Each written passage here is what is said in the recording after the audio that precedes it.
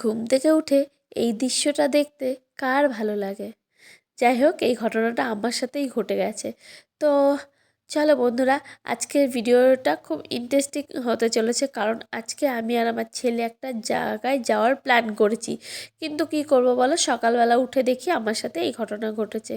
কি হয়েছে হ্যাঁ, অবশ্যই বলবো। Good morning, welcome back to my channel Rita daily ব্লগে সবাইকে স্বাগত। বন্ধুরা সবাই কেমন আছো? আশা করি সবাই খুব খুব খুব ভালো আছে। আর আমি তো বিন্দাস ভালো নেই, আজকে আমি ভালো নেই।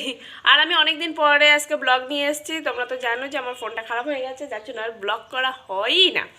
তো আজকে খুব কষ্ট পেয়েছি, তাই জন্য সকাল সকাল ভিডিও করতেছি। আমি ঘুম থেকে উঠে চলে গেছি সোজা বাথরুমে, গিয়ে একবার স্নান সেরে এসেছি। আসার পরে দেখি আমার এই ঘরের থেকে আমার পুরো আলনাটা ভেঙে পড়ে আছে। তো ফাইনালি আমি কিছু করার নেই, ভেঙে গেছে কখনো আমি বুঝতেও পারিনি। দেখো কি হাল। আরে এই দেখো আমার বিছানার উপরে লাট হয়ে গেছে। মানে আলনায় যা জামা কাপড় ছিল সেগুলো আমি এখানে এনে রেখেছি। তো চলো এখন কাজ সারি, এখনও পুজো দিইনি, পুজোটা দেবো তারপরে সব কাজ করব, ঠিক আছে? তো চলো আজকে তোমরা আমার সাথে থাকো। হ্যাঁ, আমি অনেক দিন পরে এসেছি। আর হ্যাঁ, যারা আমাকে ভুলে গেছো তারা আবার একটু করে মনে করো। অনেকে আছে আমাকে খেয়াল রেখেছে, না আমিও তাদের খেয়াল রেখেছি, যার জন্য আমাকে খেয়াল রেখেছে। তো যাই হোক, চলো আমি কাজে লাগি। তো এই আলনাটাকে আবার দাঁড় করিয়ে দিয়েছে। হ্যাঁ, আমার ছেলে আবার এই আলনাটাকে দাঁড় করিয়ে দিয়েছে, চারিদিক দিয়ে আঠা দিয়ে আর পেরেক দিয়ে দাঁড় করিয়ে দিয়েছে। তো যাই হোক, এখন আর কিছুদিন চলবে। তারপরে আমার কাচাকুচি করেছিলাম সেগুলোই রোদে দিয়েছি। এই হচ্ছে আমার পুজো দেওয়া হয়ে গেছে। তারপরে বাকি থাকে আমার গাছগুলো। হ্যাঁ, আজকে আমি এই গাছের থেকে যত অ্যালোভেরার ছোট স্টিক ছিল সব তুলে পড়েছি। দেখো, এক গামলা বেরিয়েছে। এখানে মিনিমাম প্রায় 70-80টা গাছ আছে। আর এর থেকে সব গাছ আমি এদিক ওদিক লাগিয়ে দিয়েছি। তো এখন আমি বেরোচ্ছি একটা জায়গায় যাব বলে। আর যাব হচ্ছে আমি আর আমার ছেলে। প্রথমে ভাবলাম ভ্যানে যাব, তারপরে দেখলাম কি ভ্যানে যেতে প্রচুর পয়সা নিয়ে নেবে। ভাই, আমাদের অত পয়সা খরচা করার মতো পরিস্থিতি নেই। তা বললাম চল দিদাবাড়ির থেকে সাইকেলটা নিয়ে নিই। তো একটা সাইকেল নিয়ে নিয়েছে, আর আমি একটা সাইকেল নিয়ে চলে গেছি হচ্ছে মুকুন্দনগর, যেটা হচ্ছে চাকদার মধ্যে সবথেকে ভালো জায়গা হচ্ছে ঘোরার জায়গা মুকুন্দনগর। সেখানে চলে গেছে আমি আর আমার ছেলে মিলে। তো ওখানে যে আগে বললাম যে বাবু প্রণামটা করে নে, কিন্তু কিছু করার নেই, আমার ক্যামেরা ধরার লোক নেই। ক্যামেরা ধরার ক্যামেরাম্যানও আমি, আর এডিট করার মানুষও কিন্তু আমি।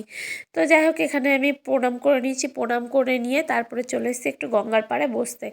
তো গঙ্গার পাড়ে বসছিলাম আর বাবুকে জিজ্ঞেস করছিলাম, বাবু কেমন লাগছে?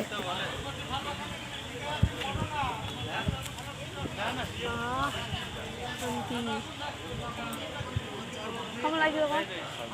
এই দিয়ে লাগছে বলো। মুকুন্দনগর নিয়ে আসার উদ্দেশ্য কিন্তু অন্য কিছু। কারণ ওর একটু রাগ হয়েছে, আর সেই রাগটাকে ঠিক করার জন্য। রাগ হয়েছে কেন, ও যেতে চেয়েছিল চিড়িয়াখানায়। তো কোনো কারণে আমি নিয়ে যেতে পারিনি। কারণ ও তো যেখানে যায় সেখানে আমিই নিয়ে যাই, কিন্তু কি করব বলো, পরিস্থিতির কারণে আমি নিতে পারিনি। তা বললাম চল আমরা মা ছেলে মিলে দুজন মিলে ঘুরে আসি।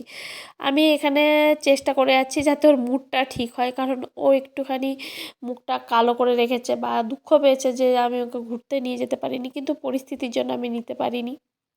তো চলো, ভগবান যদি কখনো বলে তখন আমি আবারও চেষ্টা করব ওকে নিয়ে যাওয়ার। ও যতই বড় হোক, ওর কিন্তু কোনো বাইরের কারোর সাথে কোথাও যায় না, যেখানেই যায় আমি নিয়ে যাই। তো যাই হোক, এখানে নিয়ে আসার পরে অনেকটা ফ্রেশ হয়েছে, পুরোটা হয়নি, পুরোটা কি সম্ভব? সম্ভব না। কিন্তু এই মুকুন্দনগর এই জায়গাটা এতটাই সুন্দর, আর চারিদিক দিয়ে এত সুন্দর করে দিয়েছে না এখন। আমি যখন গেছিলাম তাও প্রায় দু মানে 2-3 বছর আগে তো গেছিলামই, তখন একরকম ছিল। আর এখন পুরোটা চেঞ্জ করে দিয়েছে, ভীষণ ভালো লাগবে। মানে যারা ঘুরতে আসার জন্য বা বিকেলবেলা একটু বসার জন্য আসছো, মুকুন্দনগর জায়গাটা সত্যি ভীষণ সুন্দর। তো যাই হোক, এখানে বাবু যাচ্ছিল আর আমি ওর পেছন পেছন ঘুরছিলাম। মানে ও যেদিকে যায় যাক, আমি ওর পেছন পেছন যাবো, এই প্ল্যান করে বেরিয়েছি। তো দেখো, দারুণ লাগছিল গো। আমার তো বেরোতে ইচ্ছা করছিল না, কিন্তু ওই যে বললাম ওর উপরে ডিপেন্ড করছিল। বললো ঠিক আছে চলো, বললো কি চলো অনেকগুলো মন্দির আছে। আমি বলছি ঠিক আছে চলো, এই বলে আমরা বেরোতে শুরু করলাম। আমরা কিন্তু একদম বেরিয়ে যাইনি। আর ওকে আমি দোকানে নিয়ে গিয়ে শুধু এটা জিজ্ঞেস করছি, বাবু এটা খাবি, কী খাবি, কী খাবি, কী খাবি? ও তো এমনি বাইরের কিচ্ছু খায় না, একটু বিরিয়ানি ভক্ত, আর কিচ্ছু না, কিচ্ছু মানে কিছু না। যে ফুচকার দোকানে যাই তো আমাকে টানতে টানতে নিয়ে চলে আসে। তো যাই হোক, কিছু করার নেই। আমি শুধু ওর মা, উল্টো কথা, আমি ওর মেয়ে মনে হয়।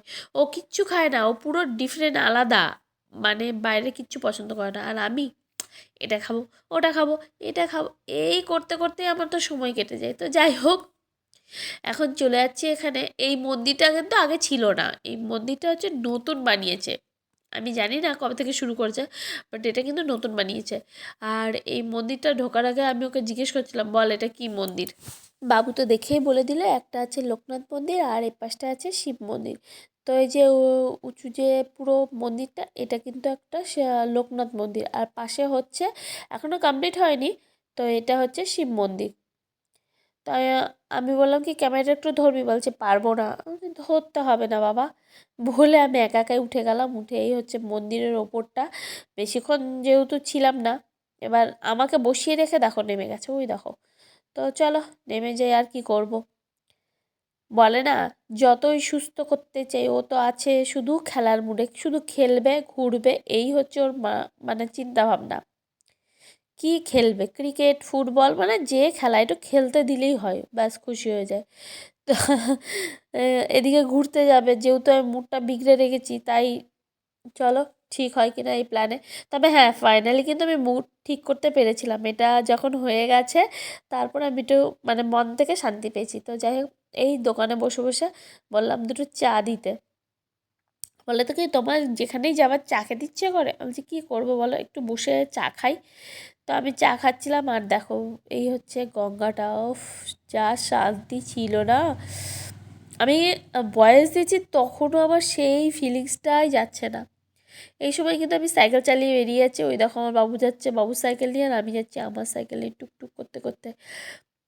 আমি আমার মধ্যে আমি সাইকেল চালাতে এককালে ভীষণ পছন্দ করতাম, কিন্তু এখন এই যে মোটা হয়ে যাওয়া হয় আর সাইকেলটা চালানো হয় না। আর এই মন্দিরটা হচ্ছে আমার ভাইয়ের বিয়ে হয়েছিল, তোমরা তো জানো আমার ভাইয়ের মন্দিরে বিয়ে হয়েছে, তো এই মন্দিরটা আমার ভাইয়ের বিয়ে হয়েছিল। আর সেখানেই আমরা আবার এসেছি, মানে ওখান থেকে সাইকেল চালিয়ে আবার এই মন্দিরে এসেছি। এটা কিন্তু শিব মন্দির। এই দেখো সামনে দিয়ে একটা জাহাজ যাচ্ছিল। আমি বাবুর সাথে কথা বলছিলাম যে জাহাজটা খুব সুন্দর, ও বলছে এটা প্রাইভেট জাহাজ। আমি বলছি না না, এটা প্রাইভেট না। বলছে হ্যাঁ এটা প্রাইভেট জাহাজ। আর আমি এটাও জিজ্ঞেস করছি এই রাস্তা দিয়ে কোথায় যাচ্ছে। তো যাই হোক, আমাদের দুজনের মধ্যে আলোচনা হয়ে যাচ্ছে। আর এটা হচ্ছে আমাদের চাকদা গঙ্গা। চাকদা গঙ্গার ওপর দিয়েই যাচ্ছে। ও, আমার কথা যদি একটু 19-20 হয় প্লিজ কেউ কিছু মনে করো না, কারণ আমার ভীষণ ঠান্ডা লেগেছে আর নাকটা পুরো আটকে রেখেছে। তো যাই হোক, আমাদের ঘোরা হয়ে গেছে, এখন মার ছেলে মিলে যাব বাড়িতে। তো এত সুন্দর দৃশ্য দেখে ছবি না তুললে হয় বলো? তো ফাইনালি পৌঁছে গেছি। দেখো কতটা সাইকেল চালিয়েছি, শোনো শুধু। কিলোমিটার সাইকেল চালালাম আজকে মোটামুটি? হ্যাঁ, 8 কিলোমিটার সাইকেল চালিয়েছি আজকে। এখন এখন বাড়ি যেতে কতটা আছে? এখনো 3 কিলোমিটার। চলো পৌঁছাই, আবার দেখাই। বাড়িতে এসে বলছে ওটা 8 ছিল না মা, ও মিনিমাম 17 থেকে 18 কিলোমিটার শুধু আমরা গেছি, আর আলাদা আবার এসেছি। ভাবা যায়? আমি বাড়ি থেকে বেরিয়েছি তখন কটা বাজে, 9:30 10:30, আর এসছি কিন্তু 2:30 3টের সময়। ততক্ষণ কন্টিনিউ আমাকে সাইকেল চালা করিয়েছে, মানে আমি সাইকেল চালিয়েছি, ও চালিয়েছে ওর মতো। আমার ভিডিও কেমন লাগলো কমেন্ট করতে কিন্তু কেউ ভুলো না, লাইক